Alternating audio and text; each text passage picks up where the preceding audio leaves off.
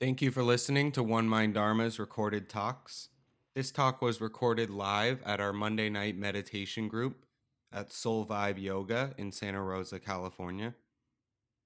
If you want to find out more about us, you can visit www.oneminddharma.com. Download our new mobile app at oneminddharma.com/app.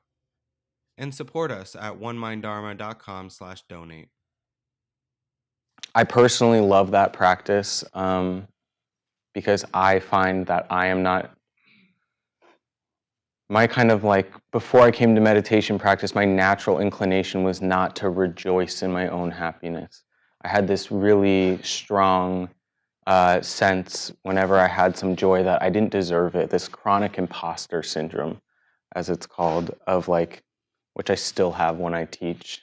But I would have joy or I would experience some great happiness, and I would just almost not allow myself to fully feel it and be in it, with this kind of undeserving attitude that I wasn't worth it, I guess, in a sense.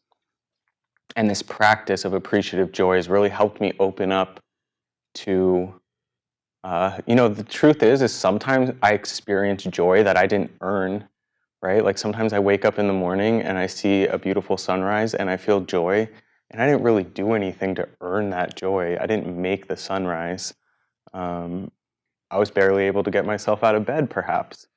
But we can still enjoy the joy whether, it was our doing or someone else's doing or whatever kind of caused it.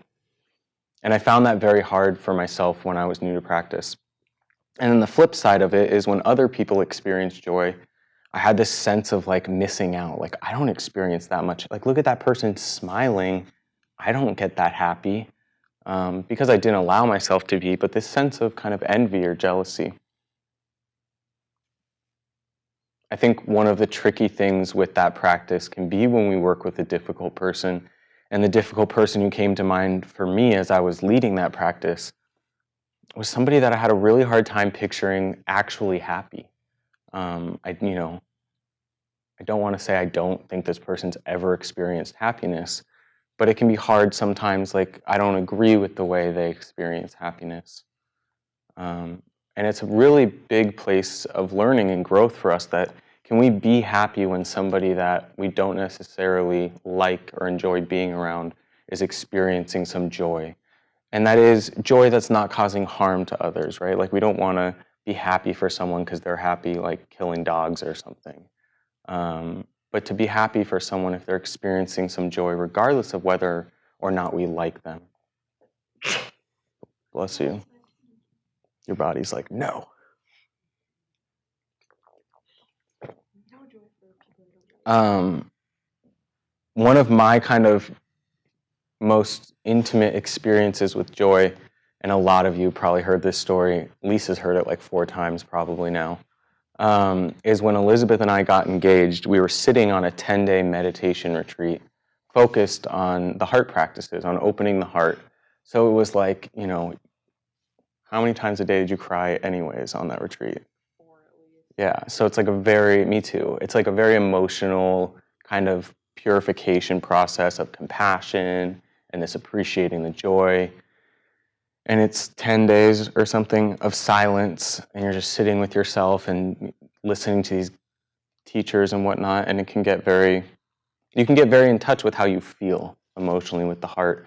And 6 or 7 days in, I'm totally making this story unromantic. 6 or 7 days in, I asked Elizabeth to marry me, broke the silence, and she said yes. And it was a very beautiful moment. And it's not the point of the story, but it was very beautiful. I feel bad for skimming over that like that. And we went back to our meditation practice and back to sitting for a few days. And I can't speak for her, but for me, I was able to just sit in this pure joy. And it was a really calm joy, and it was a really, easeful joy, almost that feeling of when you get into bed after a long day, and it's that kind of feeling, just that really kind of visceral calmness that I don't often experience. It was a very intense level of joy, but in a very calm way.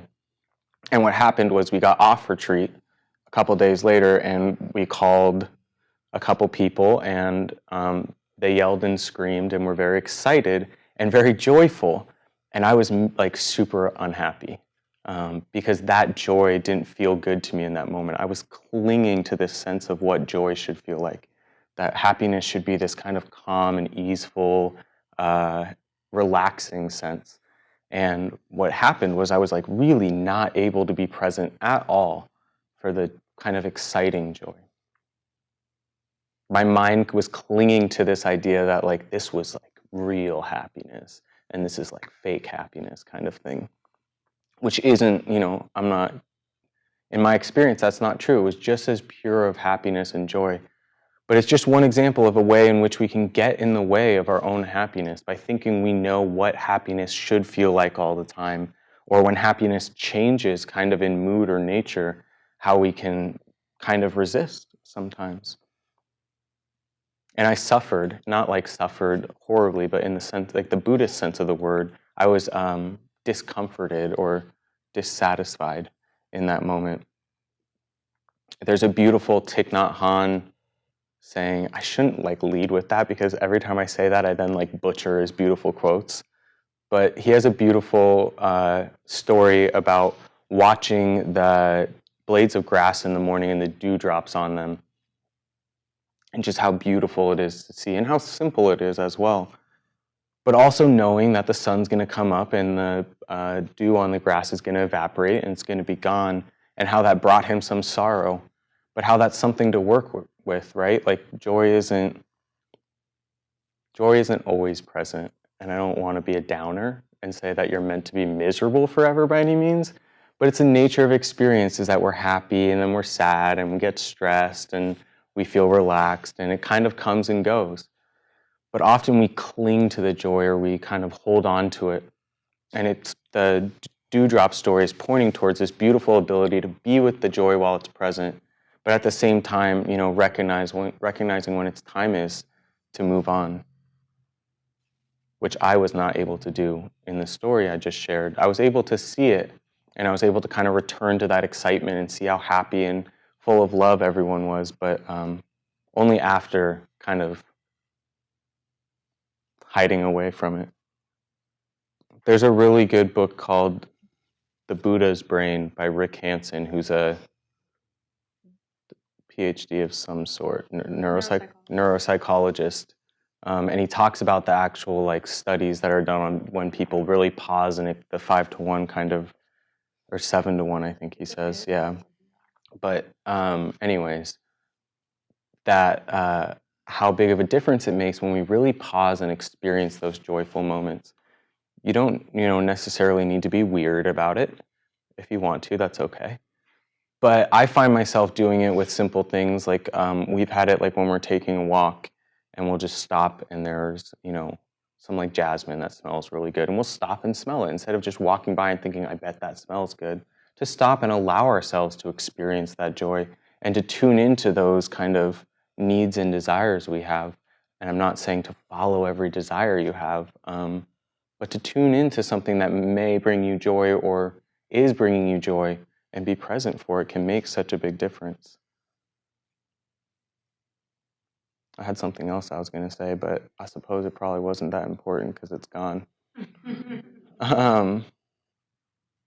The last thing I want to throw out there in regards to other people's joy is we've all had some sort of experience where someone we cared about was experiencing some joy.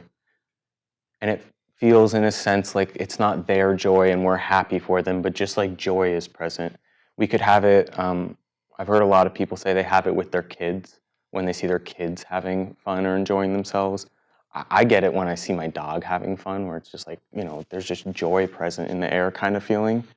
And then of course, I've had it, Elizabeth and I have had it doing dyad practices a lot, which we won't make you do right now, but these kind of engaged meditation practice with a partner that we do, where we're sharing kind of joy back and forth.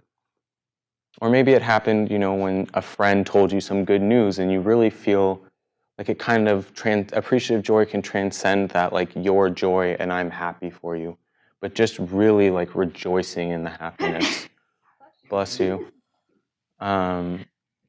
And we've also all had the experience of someone saying, telling us something they're really happy about and being like jealous or envious, even if we don't want to, even if we're not proud of it, even if, we won't admit it out loud. We all have that experience or have had that experience at some point, and that's okay. But it's important.